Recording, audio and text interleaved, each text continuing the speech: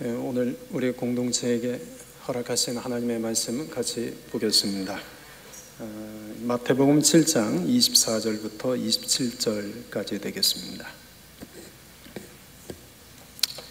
마태복음 7장 24절부터 27절까지 말씀입니다. 우리 같이 한 절씩 교독하겠습니다. 그러므로 누구든지 나의 이 말을 듣고 행하는 자는 그 집을 반석 위에 지은 지혜로운 사람 같으리니 비가 내리고 창수가 나고 바람이 불어 그 집에 부딪히되 무너지지 아니하나니 이는 주초를 반석 위에 놓은 까닭이요. 나의 이 말을 듣고 행하지 아니하는 자는 그 집을 모래 위에 지은 어리석은 사람 같으리니 비가 내리고 창수가 나고 바람이 불어 그 집에 부딪히매 무너져 그 무너짐이 심하니라. 아멘. 오늘은 교회에 관한 네 번째 설교 시간입니다. 말씀의 반석 위에 세우는 교회라는 제목으로 말씀을 드리려고 합니다. 교회는 두 개의 반석 위에 세워집니다. 첫째는 믿음의 반석입니다.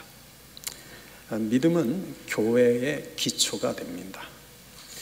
예수님께서 제자들에게 너희는 나를 누구라 하느냐라고 물으셨을 때 베드로가 주는 그리스도시요 살아계신 하나님의 아들이십니다 라고 대답을 합니다. 그러자 예수님께서 베드로에게 약속하신 말씀이 너는 베드로라 내가 이 반석 위에 내 교회를 세우리니 음부의 권세가 이기지 못하리라 말씀하십니다. 예수님께서 이 반석 위에 내 교회를 세우시겠다라고 말씀하신 겁니다. 여기서 이 반석이란 베드로가 아닙니다. 베드로의 믿음과 신앙 고백입니다. 주는 그리스도시요 살아계신 하나님의 아들이십니다 라는 이 믿음과 고백 위에 주님이 내 교회를 세우겠다고 말씀하신 것입니다. 교회는 믿음과 신앙 고백이라는 반석 위에 세워집니다. 그리고 주님이 그 믿음과 신앙 고백 위에 주님의 교회를 세워 가십니다. 그러므로 교회는 사람이 세우는 것 같지만 주님이 세우시는 것입니다. 교회는 사람의 것이 아니라 주님의 것입니다. 교회의 주인은 사람이 아니라 교회의 주인은 하나님이시요 교회의 머리는 예수님이십니다. 이 교회와 관련해서 사람들이 착각하는 것 두 가지가 있습니다. 첫째는 교회 건물이 교회라고 생각하는 것입니다. 교회 건물은 교회가 아닙니다. 교회 간판이 붙었다고 해서 교회가 아닙니다. 교회는 믿음과 신앙 고백을 하는 사람들의 모임입니다. 그러므로 믿음과 신앙 고백이 없으면 사람들이 모여있다 할지라도 그곳에서 예배가 드려진다 할지라도 그것은 그저 건물에 불과합니다. 기독교 역사 속에서 단 한 번도 주님의 교회는 사라진 적이 없습니다. 그러나 교회 건물은 무수히 많이 사라졌습니다. 기독교 역사 최초로 세워진 예루살렘 교회 건물도 또 사도 바울 같은 위대한 선교사를 배출했던 안디옥 교회 건물도 또 바울이 선교 여행 중에 세웠던 빌립보 교회 건물, 에베소 교회 건물, 데살로니가 교회 건물, 고린도 교회 건물 등 많은 교회 건물은 역사 속에서 무너졌고 사라졌습니다. 지금도 무수히 많은 교회 건물들이 역사의 뒤안길로 사라져가고 있습니다. 그러나 주님의 교회는 사라지지 않습니다. 주님의 교회는 영원합니다. 그러나 교회 건물은 영원하지 않습니다. 주님의 교회는 완전합니다. 그러나 교회 제도와 신학은 불완전합니다. 주님의 교회는 아름답습니다. 그러나 주님의 교회의 몸을 이룬 지체들은 아름답지 않습니다. 교회는 건물도 제도도 신학도 직분도 아닙니다. 교회는 반석 같은 믿음과 신앙 고백 위에 주님이 세우시는 주님의 교회입니다. 사람들이 교회에 대해서 잘못 생각하는 것 둘째는 교회 건물이 성전이라고 생각하는 것입니다. 여러분, 교회 건물은 성전이 아닙니다. 이 말에 충격은 받지 마십시오. 성전은 하나님께서 그분의 거룩한 이름을 두시려고 택하신 것입니다. 구약시대에는 그곳이 모리아산이었습니다. 신약시대에는 그곳이 예수를 그리스도로 믿는 성도들입니다. 그래서 구약시대에는 모리아산에 하나님을 예배하는 성전이 세워졌습니다. 예루살렘 성전입니다. 신약시대에는 예수를 그리스도로 믿는 성도들 안에 하나님을 예배하는 성전이 세워졌습니다. 그것이 그리스도인들입니다. 그래서 고린도전서 3장 16절에서 하나님께서 이렇게 말씀하십니다. 우리 같이 한번 읽읍시다. 너희는 너희가 하나님의 성전인 것과 하나님의 성령이 너희 안에 계시는 것을 알지 못하느냐. 성전은 하나님을 예배하는 장소와 건물이 아닙니다. 성전은 하나님의 영이 거하시는 성도들입니다. 여러분, 오늘 우리가 이곳에서 하나님을 예배하는 것은 이곳이 하나님의 성전이기 때문에 예배하는 것이 아닙니다. 우리가 하나님의 성전이기 때문에 이곳에서 모여 하나님을 예배하는 것입니다. 우리가 하나님의 성전입니다. 그래서 우리의 예배는 주일날 한 번 이곳에서 예배 드리는 것으로 멈춰서는 안 됩니다. 우리는 하나님의 성전이기에 우리의 예배는 이 자리에서 일주일에 한 번 드리는 것으로 멈추는 것이 아니라 내가 살아가는 모든 삶의 자리에서 내 가정과 내가 살아가는 삶의 터전에서 하나님을 예배하는 예배자가 되어야 합니다. 우리는 하나님의 성전이기 때문입니다. 교회는 믿음과 신앙 고백이라는 기초 위에 주님이 교회를 세우십니다.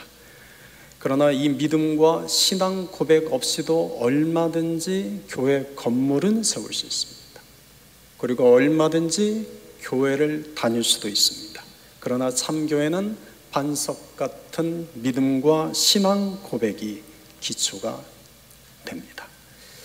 그러므로 저는 우리 성도님들이 주님 안에서 참 믿음, 참 신앙 고백을 하는 자들이 될 수 있기를 주님의 이름으로 축원드립니다. 둘째, 교회는 말씀의 반석 위에 세워집니다. 믿음은 교회의 기초라면 말씀은 교회를 세우는 뼈대와 같습니다. 교회를 다니고 있다고 해서 모두가 다 믿음 있는 것은 아닙니다. 교회를 다니고 있다고 해서 모두가 다 예수 중심은 아닙니다. 교회를 다니고 있다고 해서 모두가 다 십자가와 부활신앙을 가진 것은 아닙니다. 그래서 교회를 다니고 있다고 해서 모두가 다 구원받는 것도 아닙니다. 여러분, 내가 믿음의 사람인지 아닌지를 어떻게 증명할 수 있을까요? 여러분, 우리 공동체가 믿음의 공동체인지 아닌지를 무엇으로 증명할 수 있을까요? 믿음은 증명되는 것입니다. 내가 믿음의 사람인지 아닌지를 어떻게 증명하며 우리 공동체가 믿음의 공동체인지 아닌지를 어떻게 증명할 수 있겠습니까? 예수님의 대답은 너무나 간단합니다. 마태복음 7장 20절에 그들의 열매로 그들을 알리라. 나는 예수를 믿는 사람입니다. 우리는 예수를 믿는 공동체입니다. 이런 입술의 고백을 통해서 우리의 믿음이 증명되는 것이 아닙니다. 우리가 예수 믿는 사람인지 우리가 예수 믿는 공동체인지는 열매를 통해서 증명이 됩니다. 그렇다면 이 열매는 무엇일까요? 마태복음 7장 21절 같이 읽겠습니다. 나더러 주여 주여 하는 자마다 다 천국에 들어갈 것이 아니요 다만 하늘에 계신 내 아버지의 뜻대로 행하는 자라야 들어가리라. 여러분, 열매는 무엇입니까? 아버지의 뜻대로 행하는 자가 되는 것입니다. 여러분, 오늘 이 설교의 포인트입니다. 열매는 우리의 어떤 삶의 결과물이 아닙니다. 열매는 우리의 어떤 삶의 결과물이 열매가 아니라 우리의 삶이 하나님의 뜻대로 행하는 자로 변화되는 것입니다. 이것이 열매입니다.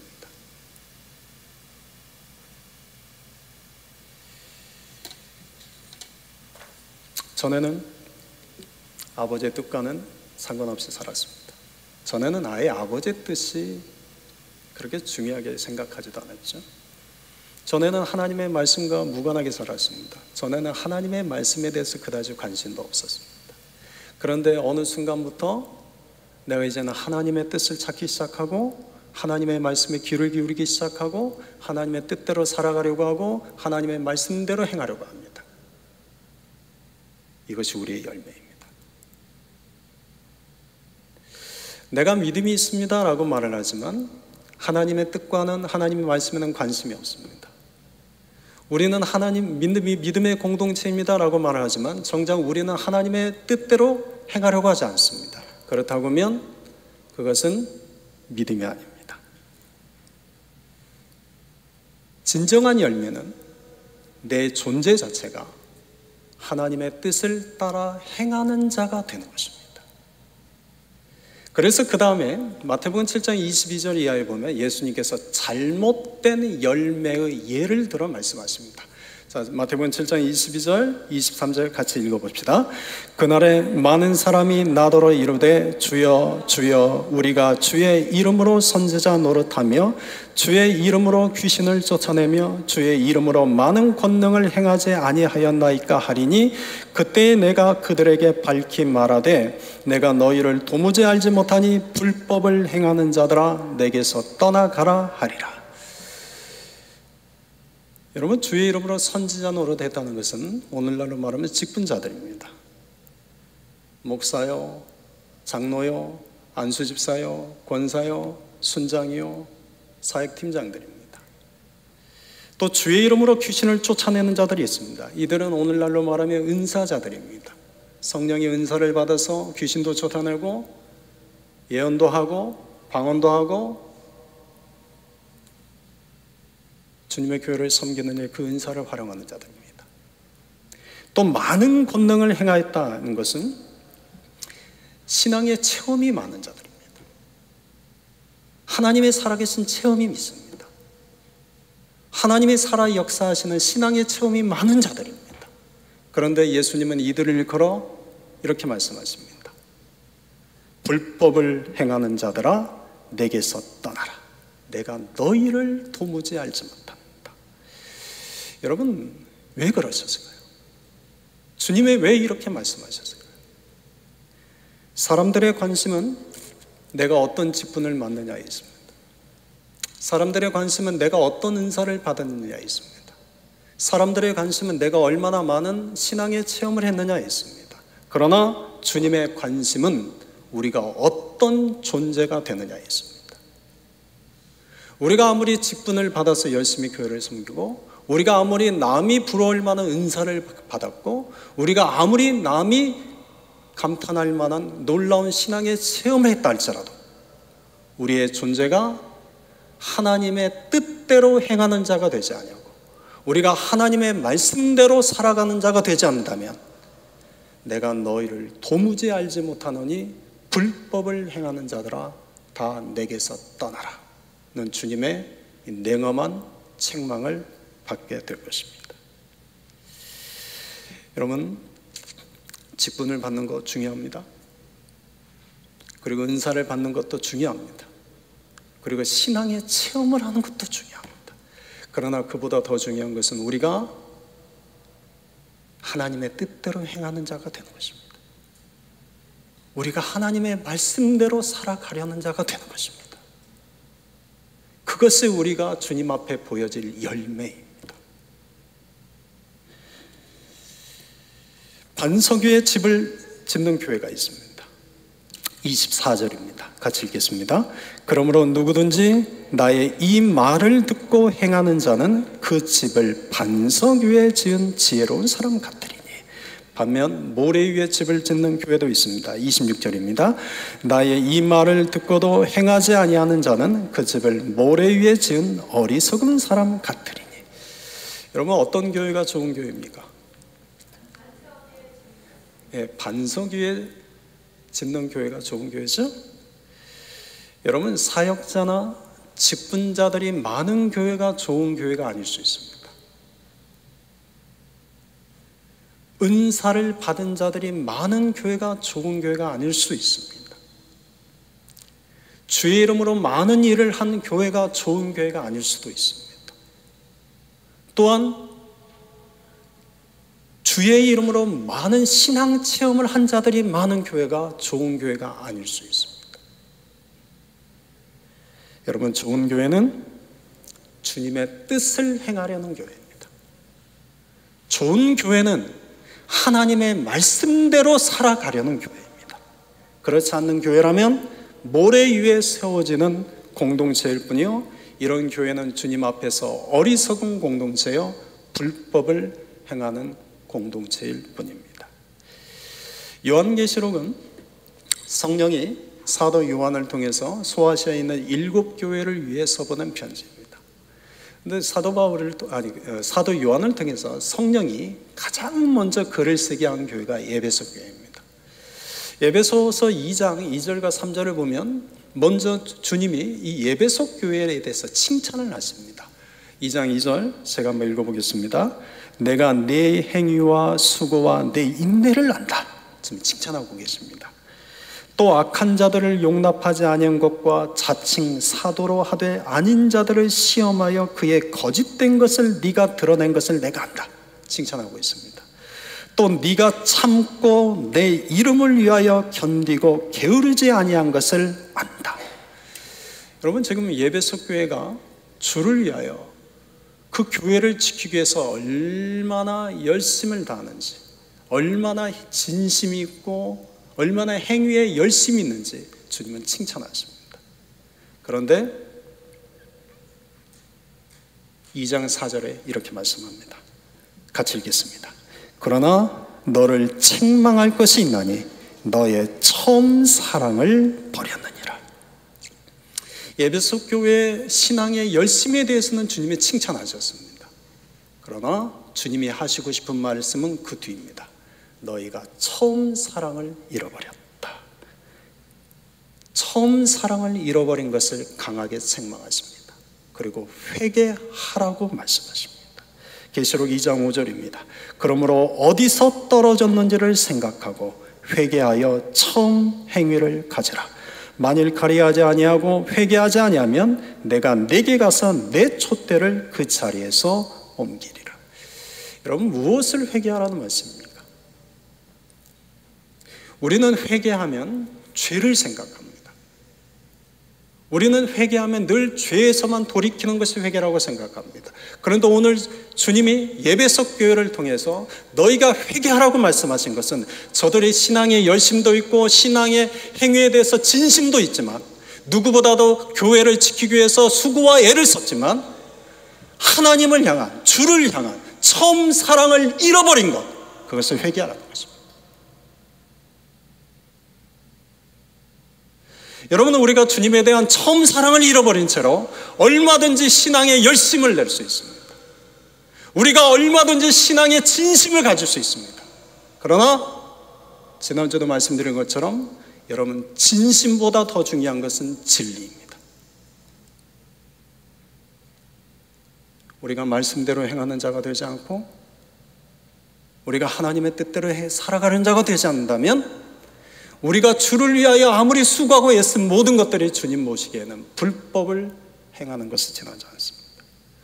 여러분, 사랑은 감정이 아닙니다.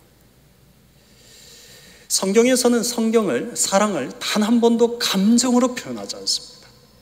성경에서 사랑이라는 것은 구체적 행위입니다. 하나님이 우리를 사랑하신다는 것은 그저 감정의 문제가 아니라 하나님이 우리를 사랑하시기 때문에 그 아들 예수 그리스도를 십자가에 내어주셨습니다.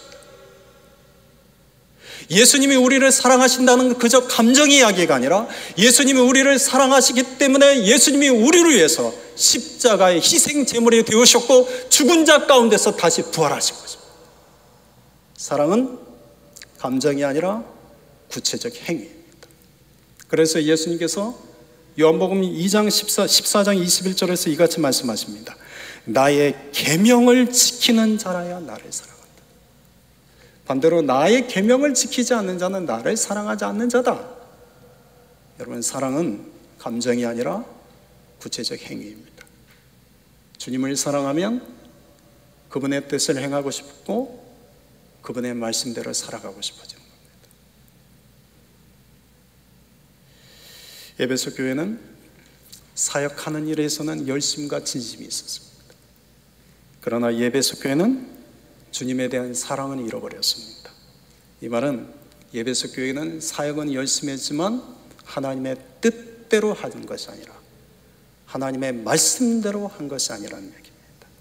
에베소 교회는 모래 위에 집을 짓는 교회가 되고 있었던 겁니다.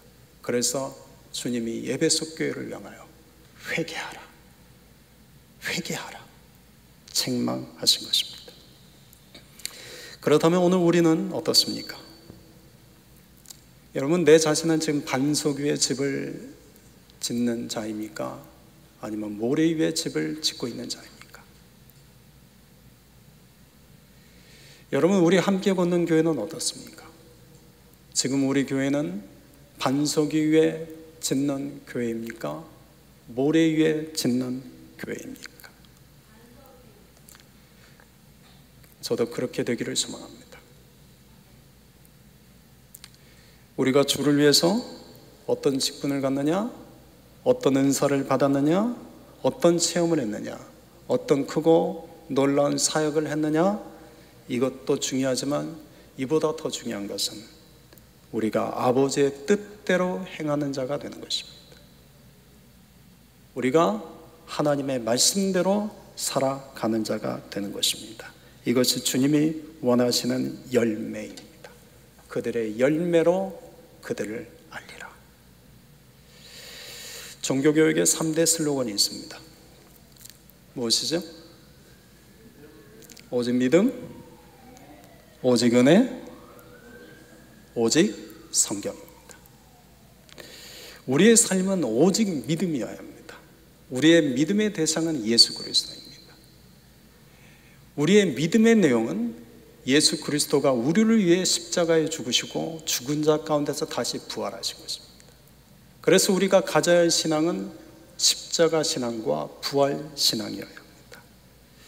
또한 우리의 삶은 오직 은혜여야 합니다. 여러분, 은혜는 값없이 주어지는 것이 은혜죠? 근데 여러분, 값을 치르는 것도 은혜입니다. 예를 들면 여러분이 길을 걷다가 굉장히 큰 액수의 돈을 주었어요. 그 은혜죠.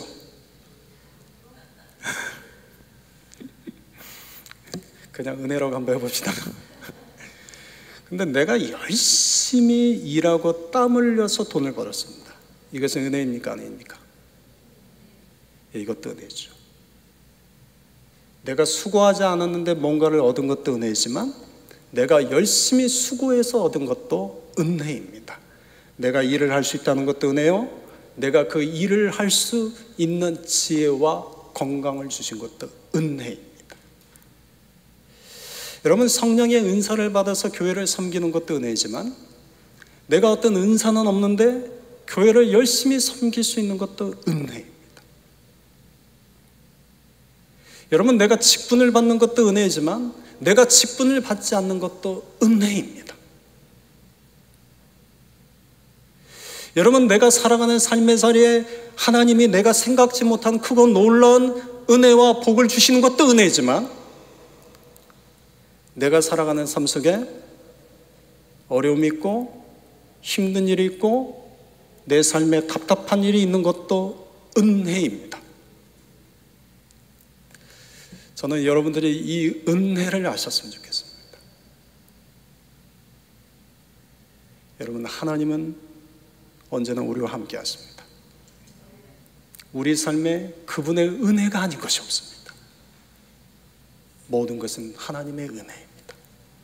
또한 우리의 삶의 기준은 오직 성경이어야 합니다.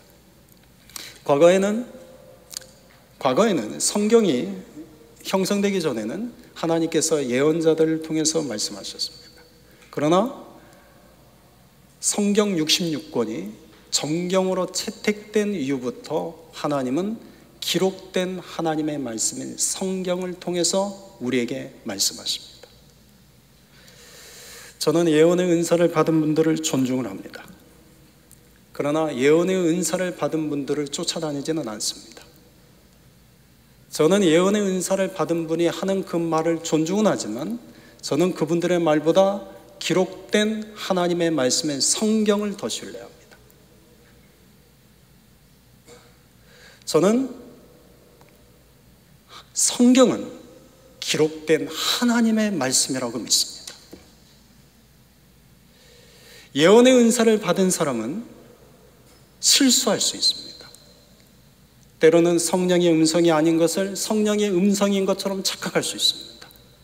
그러나 기록된 하나님의 말씀인 성경은 실수가 없습니다. 기록된 하나님의 말씀은 성경은 완전합니다. 그래서 우리가 믿고 우리가 신뢰하며 우리가 귀를 기울여야 될 것은 기록된 하나님의 말씀인 성경이어야 합니다. 그래서 저는 매일 큐티를 합니다. 그래서 저는 매주일 설교를 준비합니다. 오늘은 하나님께서 나에게 어떤 말씀을 주실까라는 믿음과 기대감이 있습니다. 이번 주는 하나님께서 우리 공동체에게 어떤 말씀을 주실까라는 믿음과 기대감이 있습니다. 그래서 큐티를 하고 그래서 설교를 준비합니다. 내 삶에 크고 작은 일들이 일어납니다. 내 삶에 예기치 못한 일들도 일어납니다. 때로는 힘들고 어려운 일도 발생합니다. 그때 저는 오늘 아침 묵상한 큐티 말씀을 다시 묵상합니다. 그러면 거기에 답이 있습니다. 때로는 이번 주에 설교한 설교문을 다시 묵상합니다. 거기에 답이 있습니다. 저는 여러분들이 이 경험을 하셨으면 좋겠어요. 저는 여러분들이 하나님이 성경을 통해서 우리에게 말씀하시는 분이라는 것을 경험하셨으면 좋겠습니다. 사무엘상 3장 21절에 이렇게 말씀합니다. 여호와께서 실로에서 여호와의 말씀으로 사무엘에게 자기를 나타내시니라. 여러분, 하나님이 우리에게 무엇으로 자기를 나타내십니까? 말씀으로입니다. 여러분, 우리가 하나님의 말씀을 큐티하고 우리가 하나님의 말씀을 묵상하고 우리가 하나님의 말씀을 귀를 기울이며 하나님, 오늘 이 문제의 답은 어떻게 해결해야 됩니까? 하나님, 오늘 나는 이 문제를 어떻게 풀어야 됩니까? 하나님, 오늘 나는 어떤 선택을 해야 됩니까? 여러분, 하나님께 묻고 말씀에 귀를 기울여 보십시오. 하나님은 우리에게 말씀을 통해서 답하시는 분이십니다.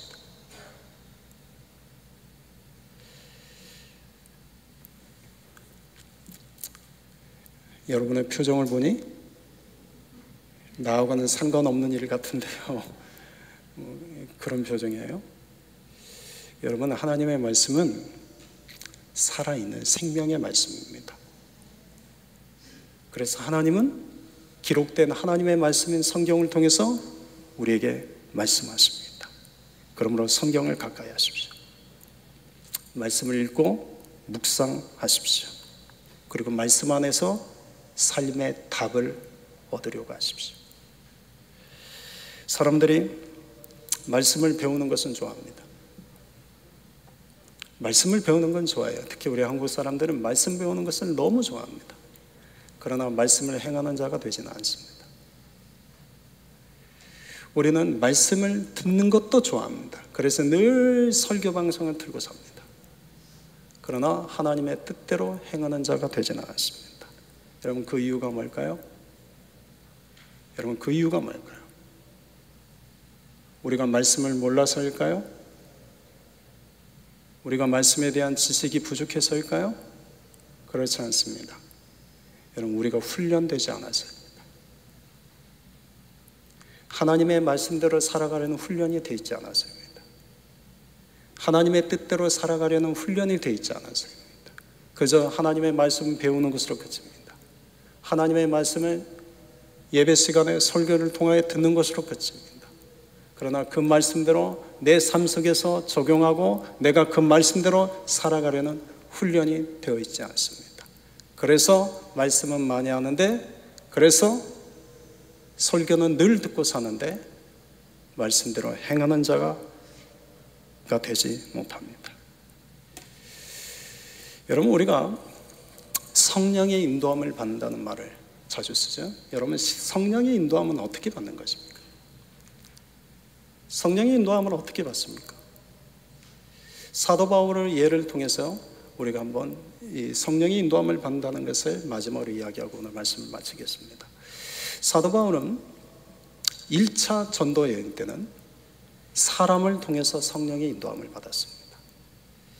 사도 바울이 에베소 교회로부터 선교사로 파송을 받아서 처음 발걸음을 옮긴 것은 구브로 섬이었습니다.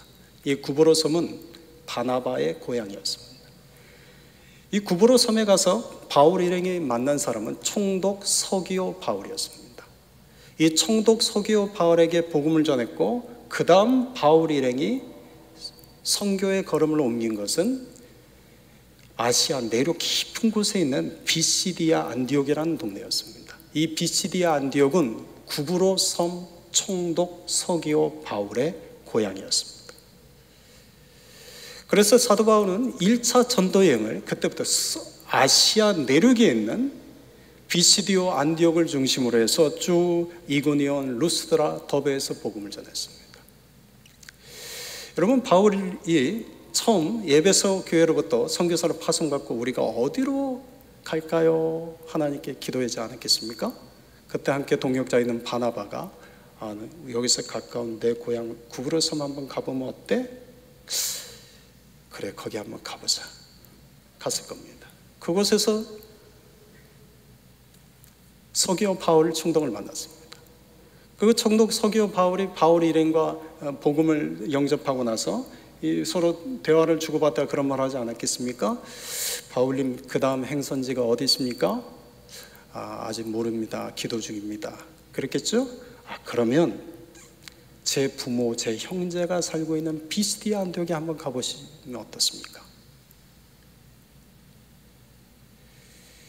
여러분, 바울은 1차 선교 전도 여행을 사람을 통해서 성령의 인도함을 받습니다. 그런데 2차 전도 여행은 또 다른 게 성령의 인도함을 받습니다. 2차 전도 여행은 꿈과 환상을 통해서 성령의 인도함을 받습니다. 바울은 아시아로 가려고 했습니다. 1차 선교 여행지였던 그 아시아 내륙을 계속 관통해서 바울은 복음을 전하고 싶었습니다. 그런데 성령이 환상을 통해서 바울의 발걸음을 마게도냐로 옮기게 합니다. 그래서 바울은 환상을 통해서 성령의 인도함을 받아 마게도냐 지역으로 넘어가서 해안을 따라 빌립보에서부터 쭉 고린도까지 복음을 전하게 됩니다. 여러분, 바울의 3차 전도 여행은 말씀을 통해서 성령의 인도함을 받습니다. 여러분, 지금 가만 보십시오. 처음에는 뭘 통해 성령의 인도함을 받습니까? 사람. 두 번째는요? 세 번째는요? 세 번째 바울의 선교 여행이 시작되는 예배소였습니다. 바울이 예배소에 가서 두란노 서원을 세웠습니다. 그리고 3년간을 그곳에서 매일같이 말씀을 가르칩니다. 바울이 여러 곳을 다니면서 복음을 전했지만 한 지역에서 이렇게 3년 가까운 오랜 시간을 머물며 복음을 전하고 가르친 곳은 예배소가 유일무이합니다. 그 예배소에서 바울이 말씀을 가르칠 때 사도행전 19장 11절 12절에 보면 하나님의 놀라운 능력이 나타나게 합니다. 제가 읽어보겠습니다. 하나님이 바울의 손으로 놀라운 능력을 행하게 하시니 심지어 사람들이 바울의 몸에서 손수건이나 앞치마를 가져다가 병든 사람에게 얹으면 그 병이 떠나고 악귀도 나가더라. 여러분, 이때 바울에게 나타나는 이 능력은 성령의 능력이 아닙니다. 물론 성령의 능력을 알 수 있지만 성령의 은사로 한 능력이 아니라는 겁니다. 이때 바울에게 나타난 이 능력은 말씀의 능력이었습니다. 바울은 그저 안디옥 에베소 두란노스원에서 매일같이 하나님의 말씀을 가르친 일에 전념했습니다. 그런데 어느 날 하나님이 바울이 말씀을 가르칠 때 그에게 놀라운 능력이 나타나게 한 겁니다. 여러분, 말씀의 능력이 있습니다. 말씀의 역사가 있습니다. 그래서 이후부터 바울은 이제는 어디를 가든 더욱더 이 말씀을 전하는 데 자신의 마지막 생을 겁니다. 바울이 3차 전도여행을 마칠 때 예루살렘에 결박당하러 갑니다. 그래서 밀레도 지역에서 예배소에 있는 장로들을 불러 모읍니다. 그리고 그들에게 마지막 권면을 합니다. 이 마지막 권면을 하고 서로 목을 껴안고 울며 헤어집니다. 여러분, 이때 바울이 했던 마지막 권면이 사도행전 20장 32절입니다. 같이 읽겠습니다.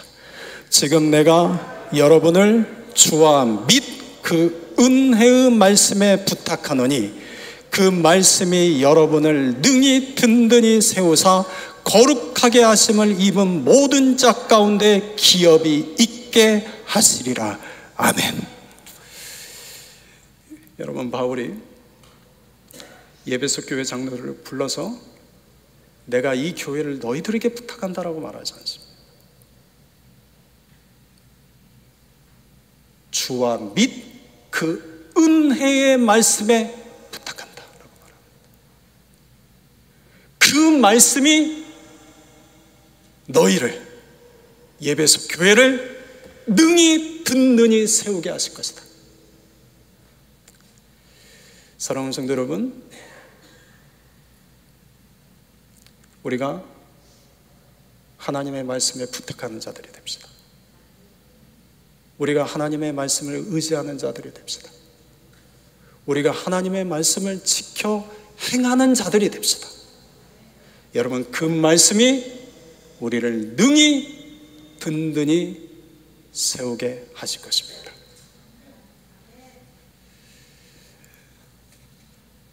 창립 7주년을 맞이해서 교회에 대한 설교를 지금 4번째 하고 있습니다. 여러분, 첫 번째는 뭐에 대한 설교를 했죠? 기억하십니까? 예수를 사랑하는 교회가 되자. 두 번째는 복음을 위한 일에 동참하는 교회가 되자. 세 번째는 지난주에는 어떤 말씀을 나눴죠? 예배에 최선을 다하는 교회가 되자. 그리고 오늘은 어떤 말씀 나누고 있습니까? 말씀 위에 세우는 교회가 되자. 여러분, 저는 여러분을 믿습니다. 그러나 여러분의 기억력은 믿지 못합니다. 그러니 말씀을 듣고 그냥 끝나지 마시고 또 한번 들어보십시오. 우리 공동체에게 주님이 원하시는 것이 무엇인지를 우리가 함께 한 마음으로 기도하며 나아갑시다.